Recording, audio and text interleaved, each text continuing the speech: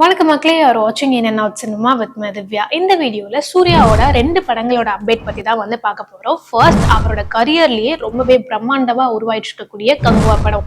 இந்த படத்துல வந்து பாத்தீங்கன்னா அனிமல் படத்துல நடிச்சிருந்த பாபி தியால் அவர் தான் வந்து சூர்யாவுக்கு வில்லனா நடிச்சிட்டு இருக்காரு.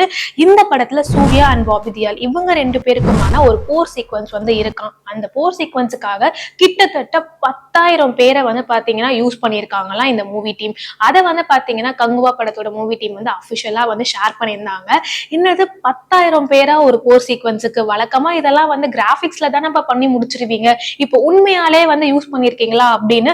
அப்ப எந்த அளவுக்கு இந்த படம் வந்து ரொம்ப பிரம்மாண்டமா உருவாயிட்டு இருக்கு அப்படின்னு ஒரு மிகப்பெரிய எதிர்பார்ப்பை வந்து பாத்தீங்கன்னா கிரியேட் பண்ணிருக்கு அப்படின்னு சொல்லலாம் இந்த கங்குவா படத்தின் மேல.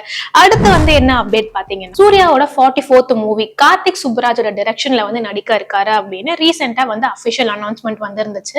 இப்ப அந்த படத்தோட ஹீரோயின் யாரு அப்படின்ற அப்டேட் தான் வந்திருக்கு. அது யாருன்னா வந்து பாத்தீங்கன்னா சென்சேஷனல் ஹீரோயினான பூஜா ஹெக்டே. இவங்க தான் வந்து பாத்தீங்கன்னா சூர்யா 44ல சூர்யா கூட பேர் பண்ண போறாங்க. கூடிய சீக்கிரம் அதுக்கான அபிஷியல் அனௌன்ஸ்மெண்டோட பூஜையோட வந்து பாத்தீங்கன்னா இந்த படம் ஸ்டார்ட் ஆக போகுது அப்படின்ற மாதிரி எல்லாம் தகவல் வெளியாயிருக்கு. பூஜா ஹெக்டே இதுக்கு முன்னாடி தமிழ்ல ஜீவா கூட முகமுடி, அதுக்கப்புறம் தளபதி கூட பீஸ்ட், இந்த மாதிரி படங்கள் தான் பண்ணியிருந்தாங்க. இப்ப சூர்யா 44ல அவங்க ஜாயின் ஆனாங்க அப்படின்னா அது அவங்க தமிழ் சினிமால பண்ண போற 3வது படமா இருக்கும். நீங்க சூர்யா அண்ட் பூஜா ஹெக்டே இவங்களோட பேர் வந்து எப்படி இருக்கும் நினைக்கிறீங்க அப்படின்றதெல்லாம் கமெண்ட் பாக்ஸ்ல சொல்லுங்க. இந்த மாதிரி ரெகுலரான சினிமா அப்டேட்ஸ்க்கு மறக்காம என்ன சினிமா சப்ஸ்கிரைப் பண்ணுங்க.